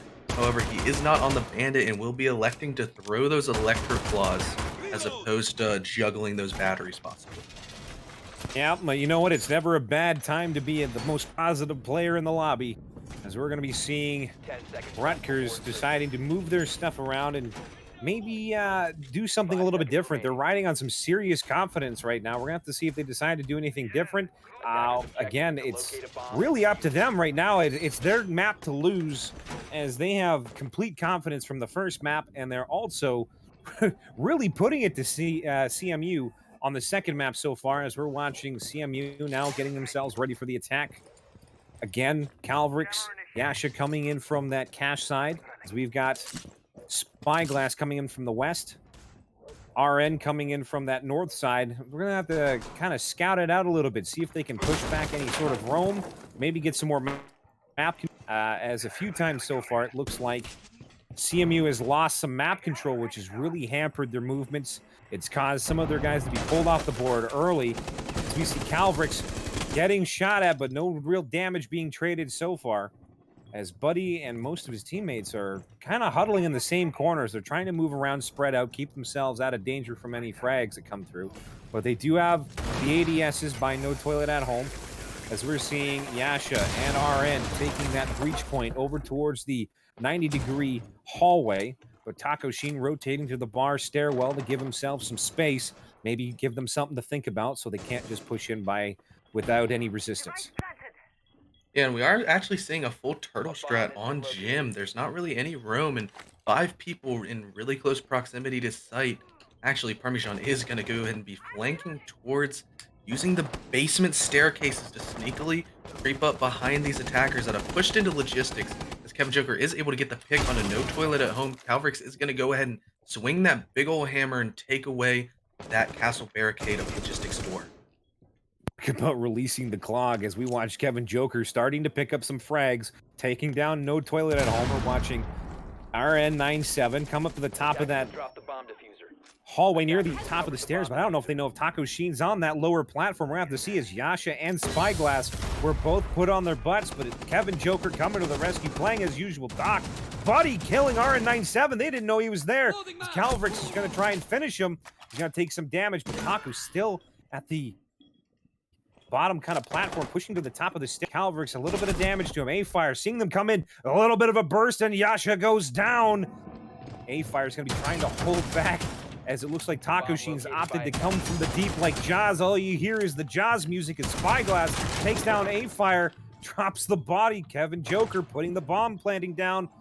Taco's trying to find his head, maybe thinking that he's in Jim, and he is. He's in the right-hand corner. You can't exactly see him, and Kevin Joker finds Taco and returns the favor from last map, catching the first win for CMU on Clubhouse. You know, I really thought that Taco Sheen did have a nitro cell in pocket, but unfortunately he did have the barbed wire. But as we will see some camaraderie and friendly rivalry in the chat of Kevin Joker going ahead and taking out Taco Sheen, but Taco Sheen, being the good sport, is going to go ahead and toss that nice shot over towards it. Friends here, friends there, friends everywhere. But it comes down to the competitive nature. We're going to have to see what happens here, as both CMU and Rutgers are going to be vying for those extra round wins. CMU definitely is behind, but as we just saw, that was a very strong take. They worked as a team. They pushed together, and those extra frags were picked up, and it was absolutely fantastic to watch. Spyglass going from Capitan to Zofia instead, to see how that turns out. He's pretty much been sitting on Capitan on most of the attacking rounds so far. I think this is definitely sort of an adjustment from CMU, seeing how strong that Goyo was, having that extra soft breach utility from the Zofia, being able to shoot just and get rid of those Vulcan shields on their terms as opposed to the terms of the defenders. Well, hopefully it works out in their advantage this time, as we're seeing that Rutgers has decided to go downstairs again. That was a very strong hold by them last time. Those Goyo shields, again, burning off a lot of time because they were able to trigger it when they wanted to. But now the attackers, like you said, have that extra soft breach at range. They'll be able to take out the Goyo shields, maybe causing a little bit more of a hectic defense by Rutgers. We're going to have to see if that turns things around or not. We're back over towards Taco Sheen. He's getting himself ready, making some walls prepped up so they can either hear through it or shoot through it. And if they can't shoot through it, they're definitely going to kill through it. As him and A-Fire are trying to figure out who's going where and what should be going down. As Kevin Joker gets the first frag. No toilet at home. That's a remodeling of the bathroom, and the toilet's been removed from the map so far. As Kevin Joker's really starting to get his mojo. That's his first round, last round, but he got multiple frags. We're going to have to see what happens as Yasha, as Habana starts opening up some of the peak holes over in dirt for a crawl in, but it doesn't look like that's going to be their main contention of attack, as Yasha has decided to come back towards the hatches to open it up for his teammates. He's got Kevin Joker himself and another all sitting in that side hatch over top of blue. We're going to have to see how this turns out, because they're really starting to work as a team. They're starting to get that momentum as we see Spyglass moving in as Zofia, the switch. But he's, oh my goodness, Buddy finds an absolute desperate attempt to kill Kevin Joker, but Spyglass gets that trade frag. Both of them emptying the brain pans like a mechanic on an oil change. But now it's down to a 4v3. We're going to have to see if this makes any difference, as that Goyo is still alive. Those Goyo shields are still up, but they still have that soft breach by Spyglass. This Calvrix actually is going to go ahead and be pushing up towards dirt. It is going to be looking like she droned herself in, knows that there is not that much presence over towards Armory, and they might not be expecting her, as Spyglass is going to go ahead and be using those breaching charges to open up line of sights and really flush the roamers out, possibly into the line of sight of Calvrix as she pushes forward and possibly gets a pick. And we're looking at Parmesan here. He's kind of looking back and forth between the main hallway and dirt. Not 100% sure as he's seen anything yet, but he's definitely got his attention over there as he keeps going back towards those boxes in the middle of the room. He now knows that somebody's over there. Calvrix catches him out in the open, but couldn't finish the frag. As Parmesan takes about 20 or so health off of him, but he gets away with his life, and Calvrix is going to be kicking herself for not finishing that one off. That would have been a huge frag, but RN97, he finds Parmesan, he takes him down, and it's a mad rush for as Calvrix pushes in, pulls out the Revolvo and says, no high noon for you. Spyglass finishing off Taco, and Taco Tuesdays have come to a close. Definitely was another good round seen from CMU. Buddy was able to get that kill onto Kevin Joker. However, it was immediately refragged out by the other player in Garage. They're really minimizing the impact that the roamers have. They're sticking together. They're getting their soft breach down, and they really are looking comfortable with their momentum that they're taking on Clubhouse. Very much so. They're definitely putting some gas on this fire, and it is starting to burn out of control. Rutgers is going to have to try and contain it the best they can, but CMU definitely turning up the heat. The competitiveness has come back, and it's going to be an absolute fantastic match to continue watching as both Rutgers and CMU are at each other's throats. It is a fight to the death, and this is a heavyweight bout you're not going to want to miss. And now we will see that Rutgers is going to elect to go back towards CCTV, which was the round that they won quite handily and were quite comfortable using their utility correctly. Hopefully we'll see a repeat for them, as they're going to try to take some momentum back on the board, as they won 7 in a row rolling over from last round, but now haven't really found their feet as well as they would have hoped on these Clubhouse defenses. I completely agree with you. It looked like they had the commanding first 2 rounds, but then a sweep kick from CMU put them on their butts, and now they're going to have to reorient themselves. As we watched earlier, Buddy was in the garage, and it was a desperate fight between him and Kevin Joker. He ended up running out of ammo, and Spyglass coming up on that refrag right nice and close. It seems like CMU are moving as a much more cohesive and close-knit team, allowing for those refrags, especially when those one-on-one duels are on singular roamers, giving their ability to get that refrag and pull men off, or any player for that matter, off of the map, so to speak, giving them a little bit of a better chance. But we're going to have to see what goes forward here. Both teams are kicking each other whenever they can. Both teams are making the other team pay for mistakes that they're making, and it's just been back and forth between both. So far, like we said before, it looked like Rutgers was on a 7-man round tear, but then CMU picking up 2 of their own. They're starting to build that momentum yet again. We're going to have to see how this goes forward, as it looks like the change from Spyglass, although maybe not entirely consequential, has definitely turned the tide for CMU. This is the type of switch and reset we were looking for. We'll have to see how this continues on, as it looks like they're bandit tricking that top wall and cash. We're watching Kevin Joker walk in to garage. No one's really watching him. No one's really calling anything out, but they definitely saw him on cams, as both him and Taco were kind of trading shots. Taco taking the latter of the damage. Going back over to Taco. He's walking back over into cash room. He's getting some random and very consequential frags towards him. Or some rounds, sorry, pardon me. And it's kind of freaking him out a little bit. We're going to have to see how that turns out. Walking back over to Spyglass. And it looks like him and Toilet are on a staring contest. Who can blink at the corner first? As they obviously know each other are there.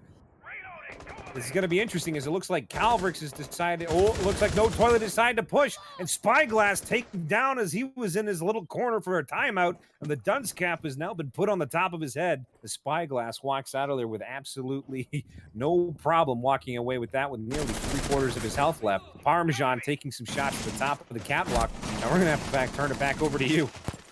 And now we will see a fire is getting assaulted from this construction side. Yasha is able to take out Taco Sheen on the bandit, as Zofia does go ahead and drop that smoke. Now with just Parmesan left on the board, there's 4 defenders, and Plant is going down. Going back into it, we're watching Parmesan coming up that side step. He takes down Spyglass, but it doesn't matter, as he's been muted on this subject. 9-7, finishing him off, keeping his voice from continuing on. Again, CMU working together as a close-knit team. That refrag right off the bat gave them no chance to move around, to pick up an extra frag, to give them a better chance. As the diffuser was being played, two team members were both watching the top of that stairs where it seemed that Parmesan was deciding to come up. But again, like melted cheese, it just came out with no consistency. And now, as we said earlier, I was, really questioning the possible mental fortitude that we would see from Carnegie Mellon. However, they have definitely proved me wrong, and they came out swinging. And by the way, this is Rutgers map pick, or this actually is Carnegie Mellon's map pick. Pardon me. So it is obvious that they are comfortable on this map, and they're really showing exactly how comfortable they are in this instance. Very much so, as we're seeing CMU take the lead for the first time since the map half on Coastline. We're going to have to just kind of take a breather here and watch as Rutgers tries to reacquire and rally the troops again as they did in the last map. They were down 4-2 and they ended up taking it, pushing on for a 5 consecutive round win. As it looks like they decided to take that bottom site yet again. No toilet for at home, deciding to go up and take out that blue hatch right away, getting that armored up. Takushin, this time they decided to armor up a little bit of the blue side wall in church. Parmesan getting down some of those mute charges. And it's just going to be a very similar defense as they're sticking to the letter of the book, so to speak. But Buddy picking up Valkyrie instead to get that extra intel, maybe to go on for that Nido, a sneaky Nido from below, from that kitchen, keeping them from maybe utilizing those extra holes that Sledge and the rest will be poking in the top of the roof for them in the kitchen area. But again, we're just going to have to see how it plays out. CMU is a very methodical team. They have very much brought themselves back together. They panicked a little bit, but again, that mental fortitude that you spoke about before, it seems to be on display today. And that's definitely what you have to see with teams at this high of a level. You have to be confident. You have to know exactly what you're doing, and you have to trust in your teammates.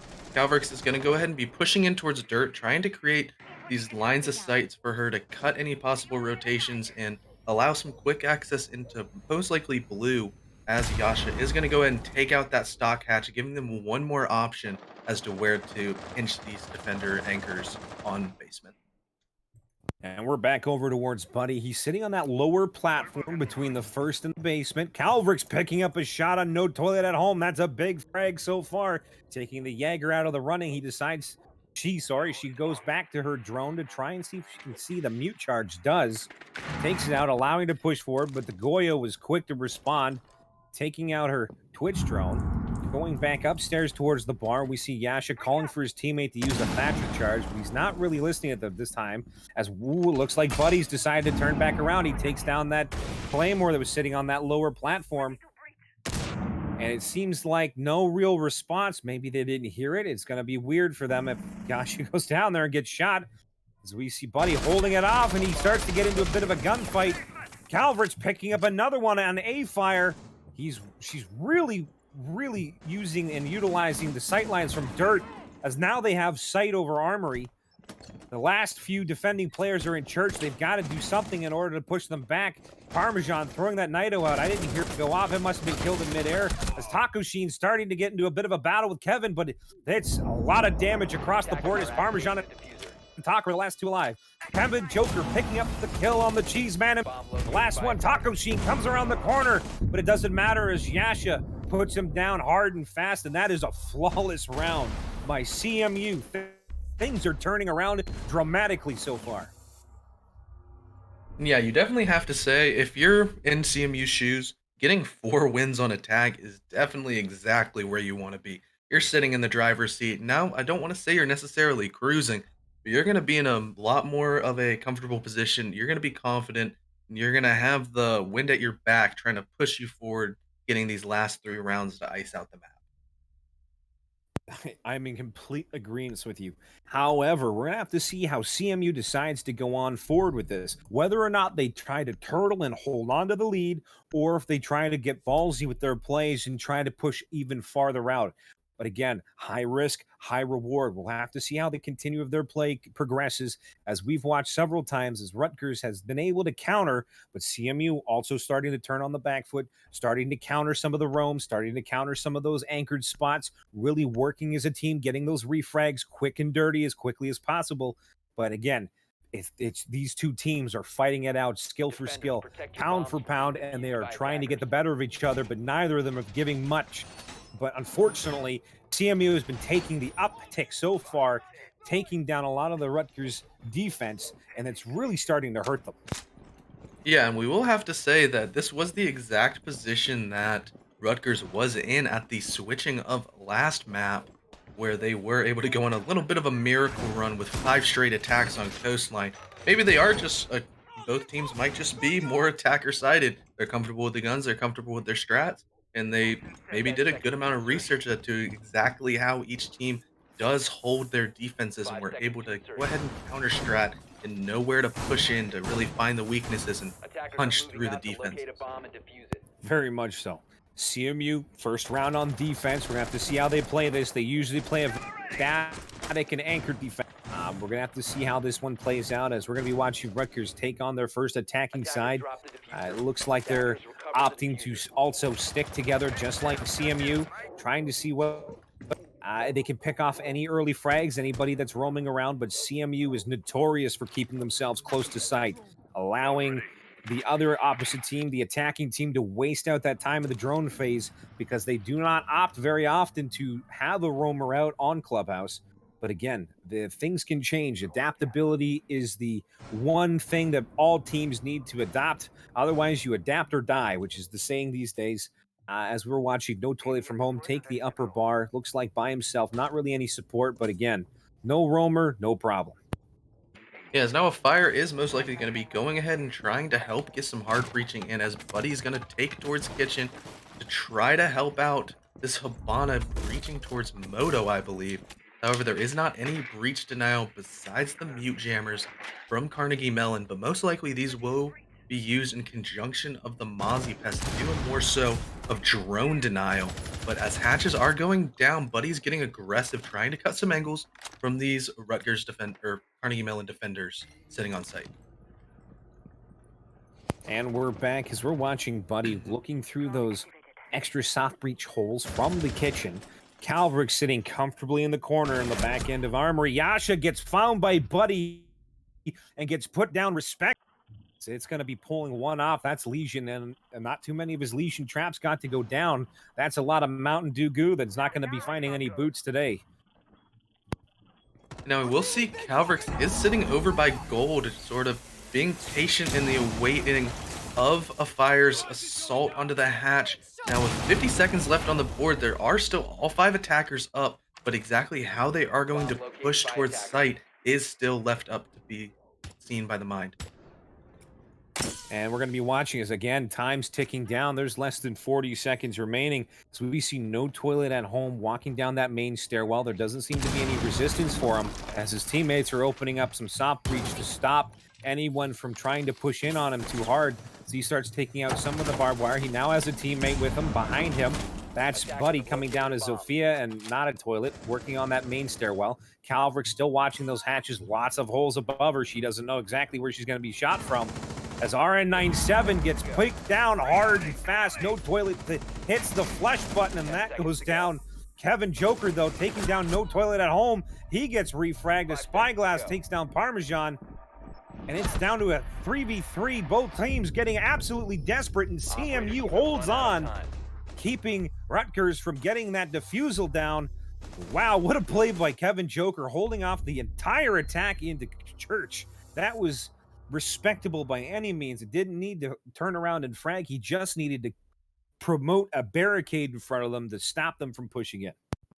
Yeah, that was definitely a case of where a force was hitting an immovable object, as Kevin was definitely comfortable on the angle he had. He had his ACOG. He was just picking heads off as the attackers were funneling in through Moto. There wasn't a whole lot of options that they had, and Kevin was able to go ahead and take advantage of the rush desperation that these attackers had to show.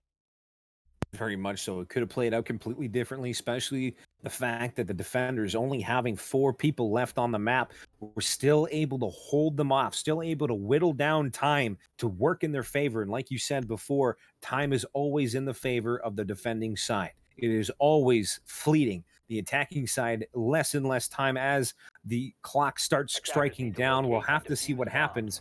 But my goodness, what a play. CMU being able to hold off. Now that's, what is that, 3 in a row now for them?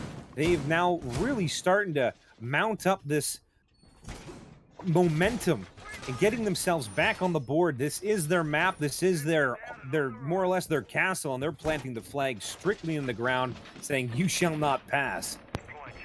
It actually is 5 in a row from Carnegie Mellon, as we did see Rutgers go ahead and take a quick lead out 2-0, but Carnegie Mellon was not to be denied on their own map pick, and they're really showing why this is their, as you said, castle. They are planting the flag, they're getting confident, and they are up towards the strong bomb site of CCTV.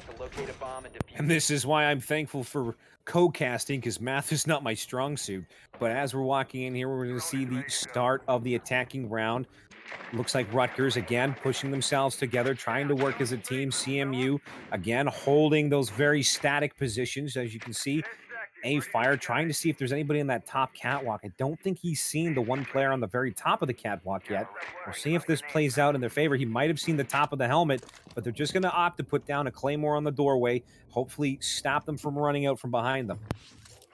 Now we will see Takoshin going ahead and throwing out the EMP grenade to try to remove that mute jammer and help for a breach. However, he is just baiting out the electric claw of Cade, who's going to start aggressively juggling, trying to snipe out these thermite charges. But as you have the timing, it is a very difficult game here, but the thermite charge is able to go off. That's gotta hurt, as Yasho's trying to stop that breach from coming through, but it doesn't matter as Kevin Joker peeks his head out and spits on fire. That's a dousing way. But we're gonna have to watch over on the left-hand side as Kevin Joker gone back up to the catwalk. He's looking on a weird angle out through that breach hole. If he catches anyone out in the open, it's gonna spell doom for them, but it looks like Rutgers has given up on that breach hole so far. As it is electrified, they'll have to walk through and take a little bit of damage. That doesn't seem like too much of a problem right now, but as this round clock starts ticking down and those HP pools start going down, it might cause a little bit of an issue. So it looks like they're starting to rally back up towards that VIP hallway. Takoshin taking down Kevin Joker. That's a huge frag. That opens up Garage as an option for the push. We're gone back over to Parmesan, Cheese Man himself, working around with no toilet from home. He's using those Habana pellets to try and get through, but the mute is stopping them from getting through that wall. However, as Calvix is going to go ahead and swing out into construction and take out No Toilet at Home. Now the wall is safe as both hard breachers have been removed. As now with Taco is actually able to go ahead and take out R97 as the aggressive peaks in. He's really comfortable on the LED5 and he's taking these long gunfights and popping the heads off the defenders. Absolutely fantastic play so far. Yasha taking down Buddy.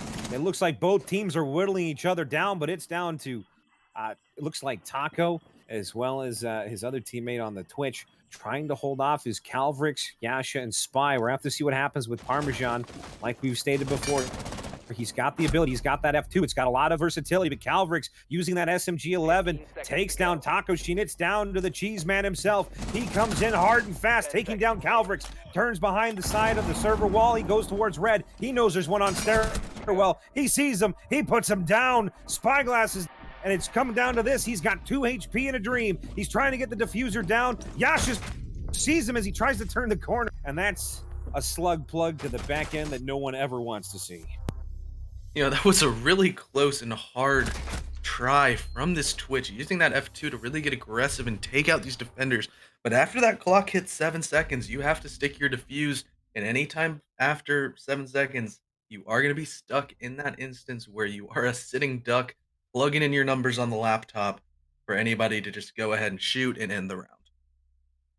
I know, and that's the worst feeling in the world when you know that they've got your number and you're putting that diffuser down and you're just waiting down the second. And it looked like for a second Yasha might not have seen him, but he quickly looks back and he cleans out the round, picking up the mop and bucket and mopping the floor with the individual who just couldn't get it down. It nothing worse than spilling Parmesan all over the floor and having to clean it back up again. Yeah, it's definitely, but as we will see, Carnegie Mellon with 6 rounds in a row does go ahead and take the game to map point, going towards the offside of Gym Bedroom. As this setup does seem with the castle, most likely will be extending out towards the gym side, I'm gonna look to see some Attackers long need to angles locate open and up for defuse the Kevin Joker, bomb. possibly be sitting in that cash room, looking towards the windows and trying to snipe out anybody jumping through. Very much so. I'm actually waiting to see Kevin Joker come back, which I know passion in there for serious frags. And I think we're about to see it come through as Calvrix is starting to open up those foot feedy holes from Jim from the main site on A and bathroom so they can deny any plants in Jim. However, there is still some angles, if not played properly, that they'd still be able to get the diffuser down, but we're just gonna have to see how that ends up 10 playing seconds out left. as we see CMU opting to hold cash room, 5 denying seconds them remaining. the entire left-hand side through construction. This type of Attackers' play objective is stops to them from locate a getting bomb so and much defuse map it. control and allows them to virtually lock down most of the upstairs of this map just by armoring up those walls. They don't have to worry too much about the windows, so to speak, because they have so much opportunity to look through the different ways. But as we've seen so far, it looks like CMU is opting to hold the upstairs as a static team with Kevin Joker again going over to that cash side by himself, feeling confident, feeling he's going to be able to hold back Rutgers' attack through that cash room. We'll just have to see what goes on coming forward. And now Buddy has gone ahead and gone towards a really aggressive and strong take into the garage rafters area, trying to cut any long angles, possibly snipe some shins of people underneath this castle barricade. Tagushine will go ahead and actually, no toilet at home on the Blackbeard is able to remove the head of Kevin Joker, playing now. That is the presence of cash gone and wiped off the board for Carnegie Mellon. Now, there are four defenders still left in sight, which is still a strong position to be in, but without that long angles, it is going to be a lot more difficult to deny window jump ins. And we're all Bomb wondering located by who's attackers. laughing last because the Joker's been pulled off the table saying Parmesan using his drones to try and get a little bit of extra intel. It looks like the mutes are going to maybe stop him from moving into the main site, but he's droning out that cache room, realizing there's no one actually over there. Buddy opting to open up that cache window to give himself a little bit of extra movement space as No Toilet loses one of his shields and takes a little bit of HP off the top. We're going back to the defending side. RN and Calvrix both holding that lower platform on the stairwell together as one, as Russell Crowe said from that one movie. Have to see what happens here. Spyglass also holding Bathroom in an awkward spot out in the open, but he is prone. We're going to have to see if this works out in his favor, as it looks like four members of Rutgers is going to be lining up outside those windows for either a gym or a main bedroom take, more than likely a gym take, but we still have those peak holes at the bottom, stopping them from really doing any damage. As we see Yasha coming over, checking the breach holes, he might have absolute control of those windows here in a second if he decides to peek out and take some people out that are watching. As No Toilet from home takes down Spyglass. Yasha coming in hard, taking down Cheeseman and Buddy. Now the diffuser will be going down from No Toilet at Home. Yasha Seconds has are activating removed the all bomb of the diffuser. outside players, making this retake a little bit more possible. But with only two people left on the board, the time is dwindling down as the attackers become the defenders, trying to protect their bomb. R97 is unfortunately locked out of his rotation as Yasha does push up towards the main stairs. He's going to hit that barbed wire and Defender unfortunately has has left his the head taken area off of from a fire operation. outside. Then as R97 is detected on his rotation here, there's not very much time left. There's still two attackers up on their feet, and they know exactly where he has to come through, and the feet holes are gonna go ahead and give No Toilet at Home the frag onto R97. As they said in that one video game we probably all know, I used to be a Rainbow Six player like you till I took a No Toilet at home round. But as we go into this match point, Rutgers is now taking back one extra round. It's 6-3. They're starting to feel it. Let's see what happens. Are they going to pull it back, or will CMU be able to close it out? Stay tuned, because this is going to continue to get absolutely amped up. Yeah, now as we've seen from last round with Rutgers, they have secured at least a partial win in this instant. That's the best they can get now that Carnegie Mellon has gone to 6 points. So, in this instance, if somehow they are able to string together these three attacks in a row, they will be denying any points over to CMU. However, CMU will have sniped away 1 point off of Rutgers as they will only get two for a partial win as opposed to the full 3 points win. However, if Carnegie Mellon is able to snipe out just one single round out of these final three, it will go to a pure tie, and both teams will get 1 point on the board. I don't know if it's going to Defenders, be protect your bombs a from being level defused of by attackers. cynicism or just outright effort to stop each other from getting anything.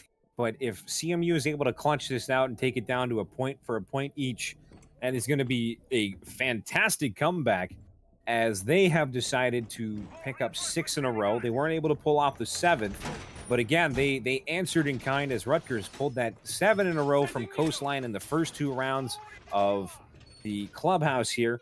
We're watching them take on the bottom again, as it's going to be Spyglass opening up 10 that seconds wall to over insertion. towards blue, giving themselves a bit of a rotate as we watch Kevin Joker 5 setting up seconds some to of that insertion. barbed wire, getting himself ready for that long haul peak. He loves playing blue, giving Attackers are moving out complete to way to locate a that bomb and ACOG, defuse it. allowing him to take those extra and easy frags and keeping the Rutger team from really taking any of those extra consequential frags from blue away from them. We're gonna have to see if he's able to pull it off, as so far Taco has had his number for most of the game. But again, we've seen Kevin pull off some serious shots so far and being able to bring it back. Like I said, I think he's got a burning passion for those frags. We're gonna have to see if he's able to bring it back. So we're gonna see some drone work as Carnegie or as Rutgers is gonna start setting up their attack. Most likely gonna be going as you see towards these hatches. They're gonna try to get their hard breachers to open up so they have options and ways to drop down into sight. However, they are doing some really meticulous drone work. They're really scared of a possible roam from Carnegie Mellon, but unfortunately, they are seeming to waste some time as there are all five defenders clustered up inside basement. Yep, as we see so far, Calvert still working underneath that hatch. That's been her favorite place so far, using that SMG-11 to deadly effect.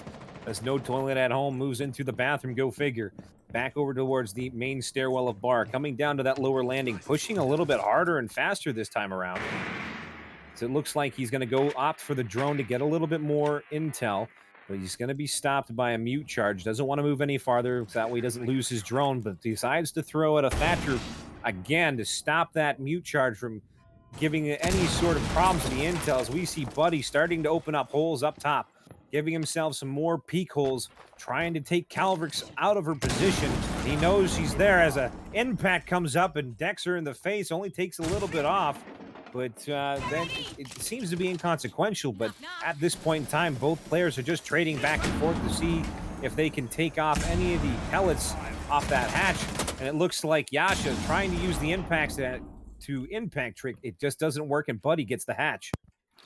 Yeah, unfortunately, you actually have to, after a recent patch, I believe like a season ago, you actually have to get a more of a deeper angle with the impacts and get it on top of the, or like to the middle tray as opposed to right underneath that service tray. But as Taco is going for another jiggle peek shot, gonna try to take off the head of Kevin Joker with a little bit of deja vu here, but they No Toilet at Home is able to go ahead and take some angles out and remove Spyglass as the attack is pushing forward. Yasha is able to go ahead and refrag out onto Taco Sheen as a fire does go down as well. But No Toilet at Home is unknown position and is able to go ahead and remove Yasha out here. Parmesan is pushing towards dirt, trying to remove this blue player. And now as Calvrix does get a pick onto No Toilet at Home, Kevin Joker does pick up the shot onto Parmesan as well. Buddy is left by himself with 3 seconds left, but now all Calvrix has to do is run away as there's no diffuser, and she ices Operators, you out have the run out of map for time. Carnegie Mellon.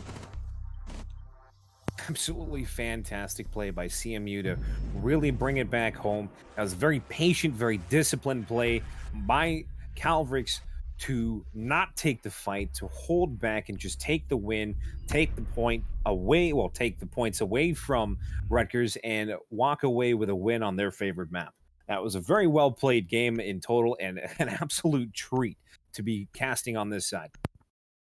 Yeah, definitely was a great map to watch. It was a really good show as Carnegie Mellon was able to stand strong and take back exactly what they wanted. Unfortunately, we will not get an interview as this map De did boas. result in a tie. We'd like to take some time to go ahead and thank our sponsors as we have Rogue Energy supplying our energy needs. You can go ahead and use code CEA for 10% off.